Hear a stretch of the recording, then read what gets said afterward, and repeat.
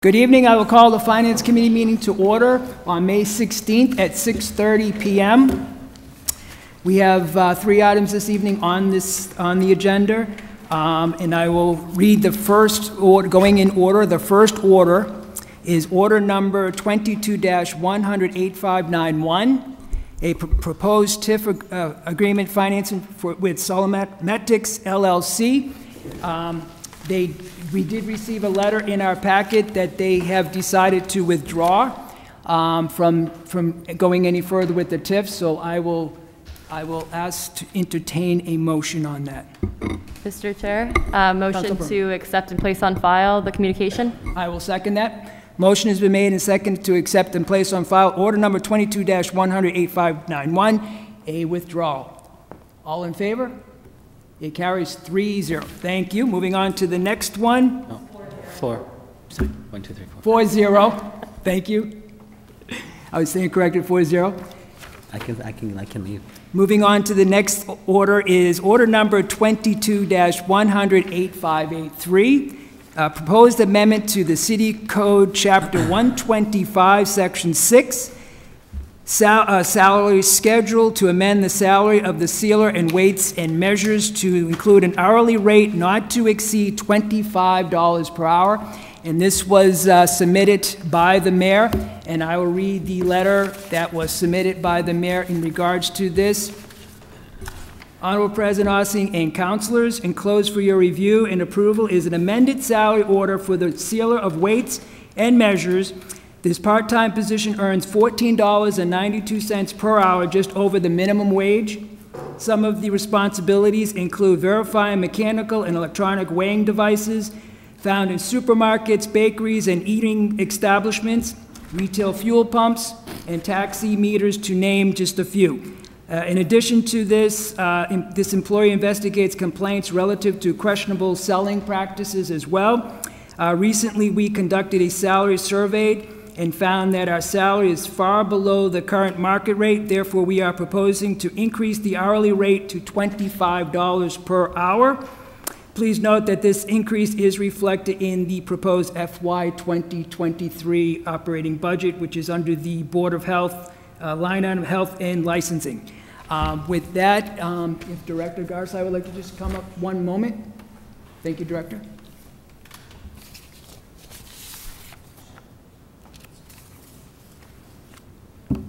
Good evening. Hello. I know this, conducting for salaries and succession planning, we could go on and on. So I believe it is probably difficult to find someone under that pay scale, but I'm thinking you have the same idea. Yes, so for the last few years, we were aware that he was arguably grossly underpaid. We took some time this February to do the salary survey, which I believe you have in front of you. Real quick, the average there, taking the low end of each range, the average was $30 or $31, depending on, we did 2 separate surveys, one with 16 towns, one with 19 towns. The 19-town survey had all our comparable communities in it. And again, that one I think was $31 an hour. Currently, he's at just over $15 an hour. So the hope would be to get him somewhere near 25 at least, or a maximum of 25, I should say. Thank you, Director. I will open it up to the council if they have any questions. No, I think this is right where we should, and if there's no other further discussion, I'll entertain a motion to approve. I will second that. Councilor Doucette. Thank you very much. Just one clarification. This is the full time? Is this 19 hours a week. 19 hours a week. Okay. Thank you for that. Thank you, Councilor Doucette. Yep.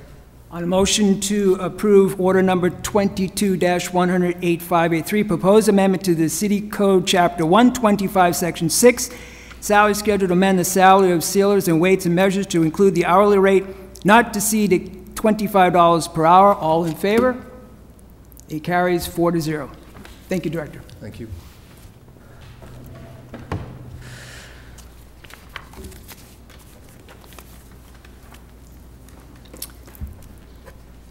Okay, up next is order number 22-100-8579, transfer request in the amount of $698,083.18 for the Department of Public Works, which moves funds from various accounts to electricity, which is $652,083.18, to cover the cost of higher usage during COVID-19, as well as overtime, which is in $46,000 to cover the cost in overtime due to hydrant flushing and water main breaks. Good evening, Commissioner. How are you tonight? Good. Good evening, Mr. Chair, members of the committee. And I do realize that during budget time you did address some of these questions, but if you could just further, I know that you're certainly in the process of monitoring the electricity. You have a process in place. Maybe you could explain that a little. Yeah, so as you outlined, the transfer is for extraordinary electricity usage and for overtime in our water and sewer division.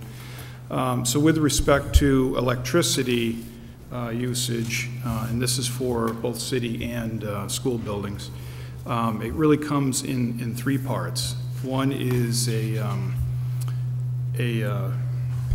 feedback here. A structural deficit in the budget that goes back a number of fiscal years. Also increased usage due to COVID-19 protocols. And grab my notes here. And sorry.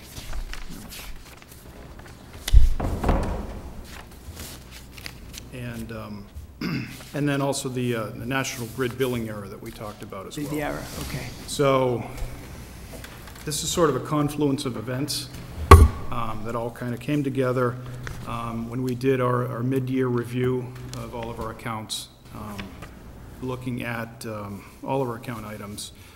This also was part of the FY23 budget proposal. And we got looking at electricity and saw that our usage was much higher than in years prior. As we're digging into that, we also noticed that that National Grid hadn't been billing us for our street lighting account. And so you put those two together, and so we quickly saw that we needed to take some action. That we needed to find money elsewhere in the budget to make up for the shortfall. And so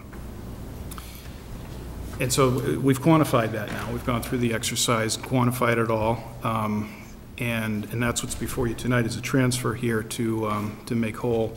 But we also, it caused us to, look at what we're doing with electricity and usage with all the HVAC equipment that was running quite a bit for COVID protocol, and we ratcheted that down. So we've put a stop to the issue that we had with the usage, and now we're kind of in the end stage here for this budget transfer, so that we can go ahead and pay our bills and be okay. Thank you, Director. I will open that to any questions from the council. Council Perlman. Thank you, Mr. Chair, and thank you, Director. I know we went over this during the budget. Can you just specify the breakdown? I know the number for the electricity account is covering both the billing error and the increased usage. I guess what is the breakdown between those two categories? Okay, let me see. I have that. It's a little bit hard to tell from the chart, so I just want to make sure how much the billing error, I guess, was.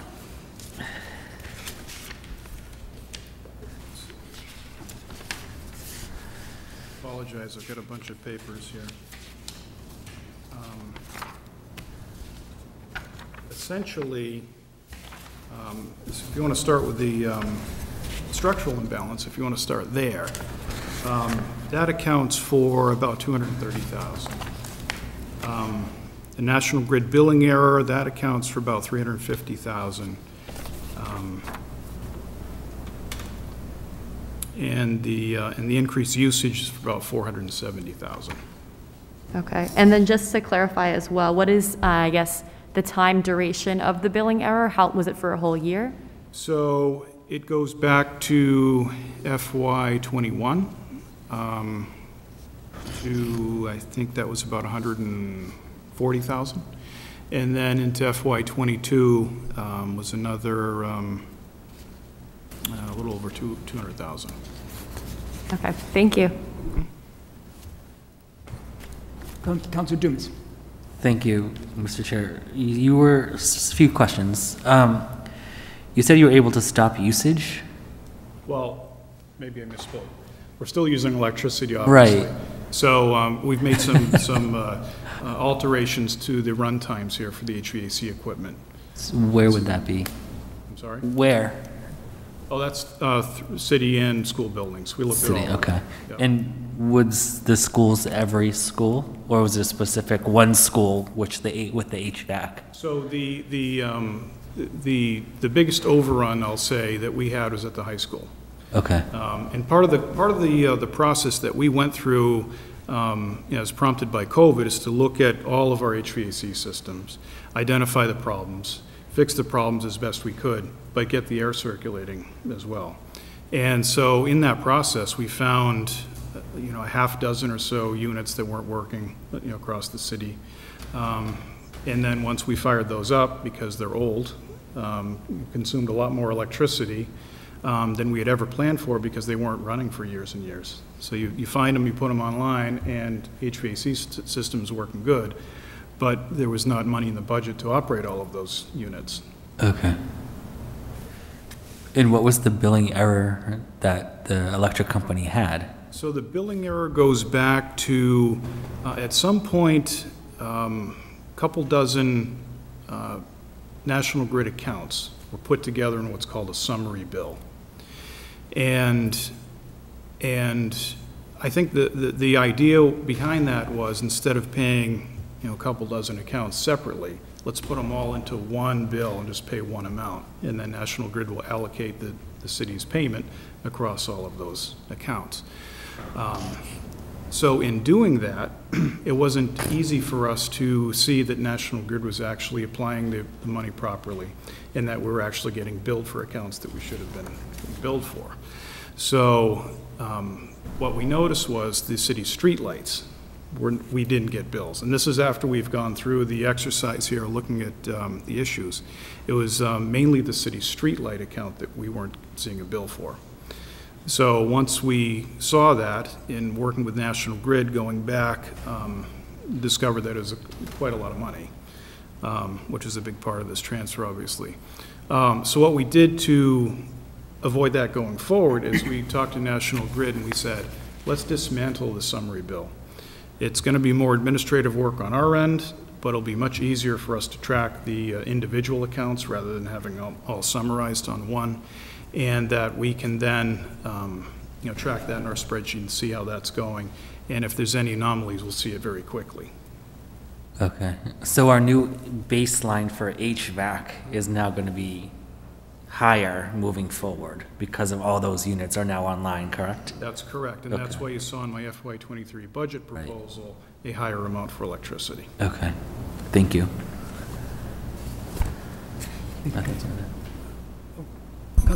Thank you, Mr. Chair. I don't know if you know, but just like the city got ARPA money, the schools also received money for elementary and secondary education to use for infrastructure because of COVID. Do you know if any of that money could be applied to help the deficit since they were in the school buildings? So I'm working with the finance director, Doug Diaz, school department. School has identified a HVAC project that it wants to do at Kane School and Jorrick School. And so the funds that you're referencing are the ESSER funds. And to the best of my knowledge, those funds are for capital improvement, not for operating expenses. Okay, thank you.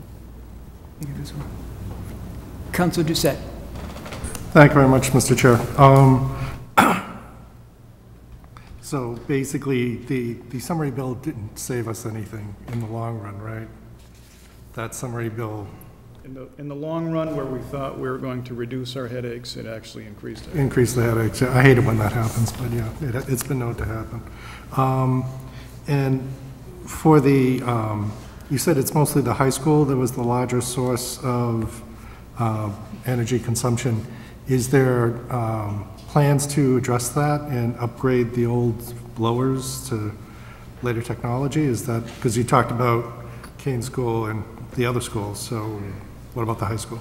So one of the offshoots of this, and is the mayor's priority, is to hire a consultant, come in, take a look at the high school, and kind of do an audit of all of the systems, and come up with a list, recommended, prioritized, on what we can do to improve the HVAC system there and reduce our energy consumption.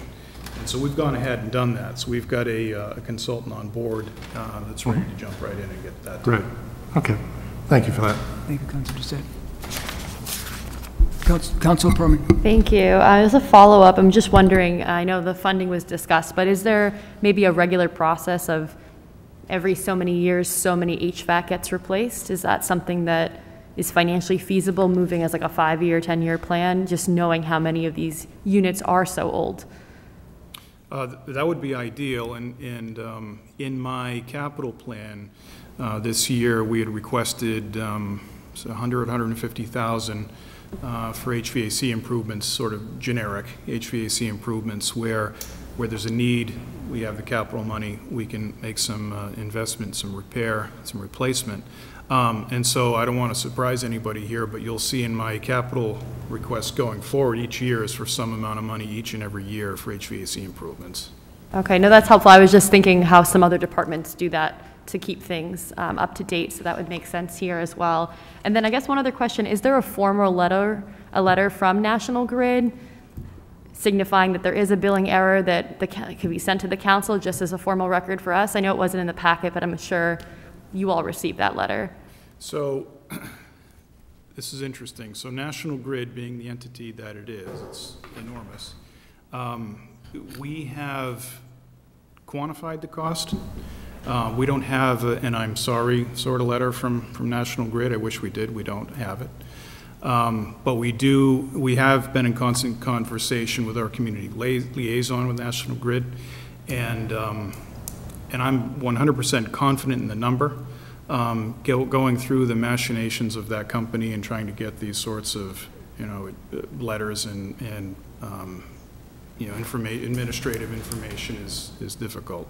I can imagine, and if it's possible, I mean, they are our community liaison, and we do give them, a lot of resources and money. So if it's something that could be, asked for and received, I think that would be useful moving forward, just in case they try to switch the number or there's some other issue. To have that dated and documented, I think would be a benefit to the city. I agree. Thank you. Thank you, Councilor Doucette. Yeah, one thing, just follow on what Sam said. Did you get a bill yet for the money that we haven't paid yet? An actual bill from National Grid? Yes. Okay, so at least we got the bill. Yes. Okay. Yes. That's good. Okay, so I just want to make sure in part of the communication, at least something was there. Right. As Yes, part of we the do audit. have the bills, yeah. Okay, thank you. Thank you, Councilor Doucette. Mr. President. Thank you, Mr. Chair. So, Commissioners, we've obviously paid our streetlight bills in the past, right? So now there's some error involved that we weren't paying the streetlight bills. So my point of this discussion is the streetlight bills, all the new streetlights are now LED, energy efficient, right? So the streetlight bills should be baked into our current electricity costs. So the overruns that you're seeing should be directly tied to COVID stuff. I mean, granted, they haven't been paid in the past, but if we were paying them, they'd be part of our normal billing process, right? There's nothing extraordinary. We didn't leave streetlights on 24 hours a day. The streetlight bill, for some reason, wasn't getting paid, correct? So part of this transfer is to square up with National Grid on what we should have been billed for the streetlights. Going forward in FY23, that cost has already been accounted for. So that is in my budget proposal for FY23.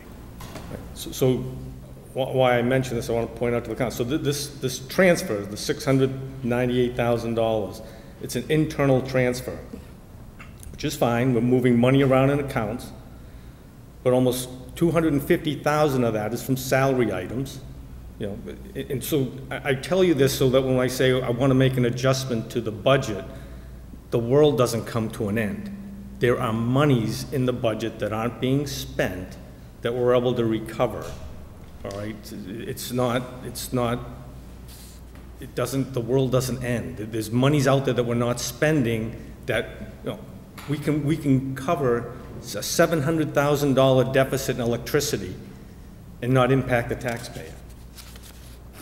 That's good, right? I mean, that's good. I mean, it's some challenge on our management of the electricity bill, but good from a standpoint that we're not using the money or taking it from somewhere else. I mean, I think that's a very important point for the council to consider. Okay? I mean, think about that. That's important. So my next concern, Mr. Commissioner, is this transfer is all going into the school electricity account. Your current city electricity account has no funds left in it as of April 30th. So and there's nothing encumbered. So I'm concerned, how do those bills get paid for May and June with a zero balance in the electricity account in the public facilities electricity line item? And if you don't know the answer, that's fine. I'm concerned because I'm going to ask, are you going to come back asking for another transfer for electricity? So if my history is right, I think what we've done when it comes to electricity transfers is we've put it into one account for ease of this part of the transfer, and then paid from that account to the extent that we can, and if there's a transfer needed to say take money from schools to put to property and building maintenance, the city side, then that becomes a separate transfer. Okay, so then what you're telling me, or the council, is the $650,000, I think, is the portion for electricity, is sufficient to cover electricity costs for the remainder of the year. The remainder of the year, yes. And you'll probably be moving funds from the school electricity account to the city electric. I mean, I don't know how the bills come in, so that's, you know, but my concern is I look at the city side electricity and it's got a balance of $2.15, and that's with 2 more months. You're doing something, right? The lights are still on, so right. We can't, it's got to be working, right? They haven't shut the power off. Right. So I think that, again, is important for the councilors to be aware of. Thank you, Mr. Chair. Thank you, Mr. President. Councilor Dumas. Thank you, Mr. Chair. This may be a dumb question, but I don't understand. Is it normal for the DPW to transfer money out of their account into the school electric account? Like, why isn't the school paying for that difference with the HVAC? So all National Grid bills are paid by DPW for cities and for the city, for schools and the city side. It's easier that way for us for it to be in one spot, one location, from an administrative level for sure, to be able to track it and know where the bills are and where the money's being spent. So that's nothing new. That's happened for many, many years. But the school gets allocated a budget as well, so why wouldn't the budget come from the school side into your account to pay the bill rather than... Mr. Chair, point of information. So if I can help Councilor Dumas out and the Commissioner. So, Diane, you can correct me, 3 or 4 years ago, we combined all the facility type expenditures so that they're all under the city side, even though we're paying for them for the schools. So all the natural gas, the oil, the electricity, we have set up in the maintenance of school fund, 3,200, versus the public facilities fund, which is the electricity for the city side. So, but they've done that so that basically the commissioner now has authority over the electricity costs for all cities, school and city. Is that correct, Diane? Yes, that's correct. Thank you. Thank you. Thank you, Mr. President. Thank you, Mr. President. Thank you.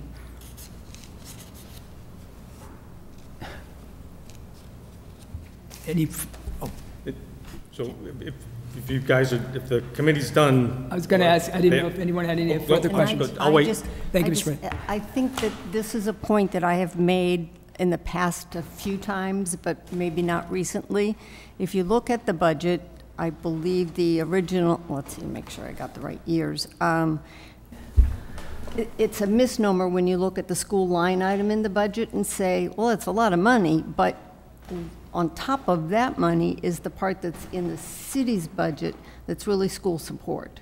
And so it isn't really an accurate number if you just look at the school budget by itself, because the support side is really part of the city's budget, not the school's budget. That is true. So, That is correct. so Mr. Chair, Councilor Roby's correct. So the school budget says 65 million, there's an additional 20 million in school support, which is electricity, health insurance, workers' comp, retirement, health insurance, all the other stuff. And you'll see that on page 3 of the mayor's budget. I mean, that's pretty clear, and it's exactly as Councilor Roby has stated. Thank you, Mr. President. Any further? Oh, More absolute Councilor question. I believe all of the streetlights were recently changed to the LEDs. Does the fact that they're LED, the electricity is still the electricity, isn't it? The LED is only the bulbs last longer? Well, they consume far less electricity. So there should be, or there should have been at some point, a reduction in the streetlight bill? Yeah, Okay, yes. thank you. Thank you, Councilor. Councilor Doucette. Thank you very much, Mr. Chair. Have you had a chance to see what the savings were going to LEDs for the streetlights? That, on its own, no, but in the aggregate with the, Because it took a couple of years to transition. Right. Get them all done. right. Yeah. But if you look at all of the work that we've done for energy efficiency, for solar panels that we put on various buildings, through all that effort, that's saving the city about $350,000 a year. On some of the LED conversions that we've done in the school buildings and city buildings, right now, with the energy saved, that's offsetting the capital cost to replace all of the lighting fixtures. But once those projects are paid off in about 5 years, then we'll see a good reduction in electricity usage in there, therefore the actual cost in those buildings. Do we own the streetlights, or are they owned by the utilities? The streetlights are, I believe, owned by us, and National Grid maintains them, if I'm not mistaken. Okay. And each city and town has different I understand. configurations there in Right. ownership and, Yeah. and maintenance.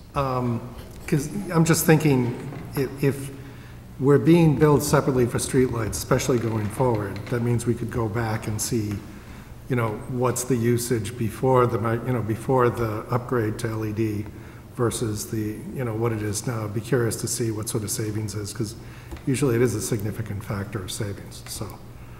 But I'd be curious to know what that is. And I will say that not each streetlight has its own meter. So when National Grid bills for electricity usage and the cost to operate a streetlight, it's based on a formula. So when you reduce the fixture from a high pressure sodium to an LED fixture, that just becomes a different part of the calculation. Okay, How much National Grid would then charge the city. okay, Yeah. okay, interesting. Thank you for the clarification on that. Thank you, Councilor Doucette. Councilor Perlman. I'm just going to make a motion to approve, and then I know President Ossing submitted something, so I'm sure that could come up in discussion. Sure. Yep, and I'd like to also make a comment too. However the committee decides, I would be looking for, if it's fine with the committee, for a suspension as well on our May 23rd meeting. But yes, Councilor Perlman. So motion to approve? Motion to approve, if you want a second, and then... Yep, now, did you want to mention any amendments? I was going to wait in discussion for the Okay, president that's to bring fine. that up directly. Motion's been made and seconded to approve order number 22-100-8579, transfer request in the amount of $698,083.18 for the Department of Public Works, which moves funds from various accounts to electricity, as well as to cover overtime. All in favor? Discussion. Discussion I'm sorry, first. any further discussion? Thank you. Mr. President, sorry. That the committee doesn't, so councilors, I provided you with an amendment to that approval, which I think is key. The mayor and the commissioner are obviously looking to pay the electricity bills, and we're looking to get a transfer down. So I think this is an ideal time to add the request that's before you that says, so approve the transfers contingent upon the mayor's approval of the transfer of the Phase 1 Green District Mitigation Funds, the amount of $1,422,500 from undesignated funds into the West Side Fire Station Stabilization Fund. This is a great compromise. He wants to pay the electricity bills. We'd like to get the money that we worked hard for into the stabilization account. So, and I'm okay with supporting this, the suspension, and I would expect to see on our agenda that transfer. Otherwise, I won't be supporting the transfer. So I'm hoping the Finance Committee will make that motion to amend the transfer as stated in the email. Thank you, Mr. President. I know I've touched base with the mayor a few times, and the impression that I get, he is going to be sending down the transfer of the 1.4. My concern or my reservations is this is dealing with timely matter with the electricity, and that, yes, I will be looking for a suspension as well as it's covering overtime. That would be my reservation on I certainly understand it, though, Mr. President, absolutely, I understand it. My reservation is connecting it to this particular item where I know there's been some issues with not getting billed correctly, but I'll open that up to the committee. I guess when is the bill due? When do you have to pay this bill? So this is an accumulation of you know, past due bills that we're catching up with now. So we've paid as much as we can with the money that we have in the budget now. This is you know, needed to continue to pay some of the back bills as well as going forward. So time is of the essence. Time is of the essence. Councilor Roby. Thank you, Mr. President. And I'm not on finance, but I think it's been made clear from communications that I would sense the mayor is not going to send down a transfer. So adding this language to, and as the point was made, I believe at the last meeting, to every single transfer until we get the money that we want is a good idea. So let's start with this one. I would hope that somebody on finance would support it. At the suspension at Monday's meeting, this gets approved and we can move forward. Thank you. Thank you, Councilor. Mr. Chair. Mr. President. So I'll remind you, it takes 8 votes to get a suspension, right? And this council can approve the amendment on the floor right now. Just for Councilor Dumas's information, the revised order to clean up the fire station transfer, I'm acknowledged, and I told Councilor Wagner I'll drop the transfer that's here that should appease both you and Councilor Brown. I'm okay with that. But I'm not okay with giving up. I believe that money rightfully belongs in the West Side Fire Station account, and I will continue to push for that and hope the council sticks up for it as well. So I'm hoping the council will approve this transfer with that amendment, contingent upon the transfer of the $1.4 million. So I'm hoping the Finance Committee agrees to that. Thank you, Mr. President. Councilor Perm. Thank you, Mr. Chair. I was at those meetings where we discussed how important it was to continue to reiterate where the money would be coming from and to secure the funding that the council worked really hard for.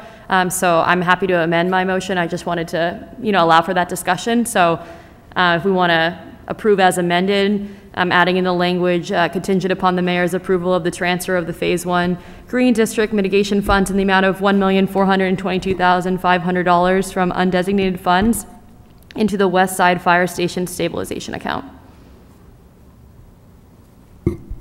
I will second that, Councilor. All in favor? Can we have some discussion? Discussion. I understand where President Osley is coming with this. I know I was not at the last meeting when all this came ahead. Is there any late fees that accumulated with the lack of payment if we were to delay this process? Late fees, no, and I believe by statute we're not allowed to pay late fees, but there is some small amount of interest that gets applied. At what percent? I don't have that number. Councilor Wagner. I'm remembering that I'm not on Finance Committee, but wanted to comment.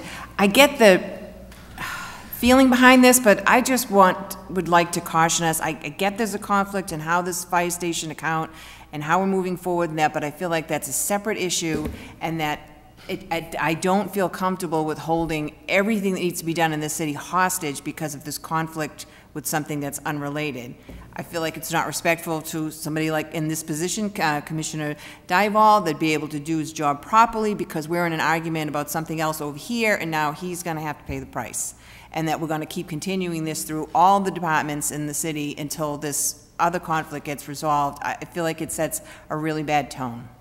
Thank you, Councilor. And I understand what you're saying, Councilor. I am looking for a suspension going forward to get this off the books, and that's why I will be supporting this. But Council President Ossing. Thank you, Mr. Chairman. So, Councilor Wagner, we're not holding anything up. The council's approved everything. The holdup is up in the mayor's office for not sending the transfer. Every one of you should be at his door telling him to submit that transfer. There is no valid reason that he has not sent that transfer. None. None of you can tell me why he won't send that transfer. Because, as you heard when he was here in the council chamber and when he was before the Finance Committee, he doesn't have one. So the only leverage we have is to make transfers continue. All he's got to do, send the transfer, we're done. Life goes on. But he's not willing to do that. Why? I would encourage all of you to ask him and see what kind of answer you get. I've informed some of you have met privately with the mayor and didn't get that answer. So I think we are totally in the right, and the public needs to know the city council is not holding up any projects, anything in the city. We've approved everything and have put contingencies upon it to get this transfer down. If the mayor does not want to move that transfer, that is not the city council's problem. The city council has done everything in their powers to do what is right. You really need to take that in. That is an extremely important point. We are not holding up anything. And anything that comes out that says we are, come see me. It is incorrect. I've sent you information on projects. They're all working, or can be working. We've funded them. If he doesn't want to move forward with them, that's not the council's problem. We've done our job. All right? That's very important. And yes, I am very passionate about this because this is a big deal. And if it hasn't sunk into you yet, I'll keep working at it to try to get you there. Thank you, Mr. Chairman. Thank you, Mr. President. Councilor Brown. So, Chair Irish, just for clarification, or through you to President Ossing, if that's more appropriate, just so I'm clear, to make a transfer, what does that entail? Because what I'm hearing is some concern about timing, potential cost for interest. How much time does it take for the mayor to put in one of those transfers, I guess? Like, are we talking about weeks, a month? Mr. Chair, I'm happy to answer. Thank you, Mr. President. If on the May 23rd agenda, next Monday, he sends down the transfer for $1.4 million from free cash, I'm willing to bet there are at least 6 votes to approve that on the floor. That night, Monday night, which would mean this transfer would get approved Monday night. That's very helpful. It's a stroke of the pen, Councilor Brown. Thank you, that's very helpful. Thank you. You're welcome. Thank you, Mr. President. That's what for the committee. My goal would be to have this for the May 23rd meeting, and I know the commissioner is looking for these funds.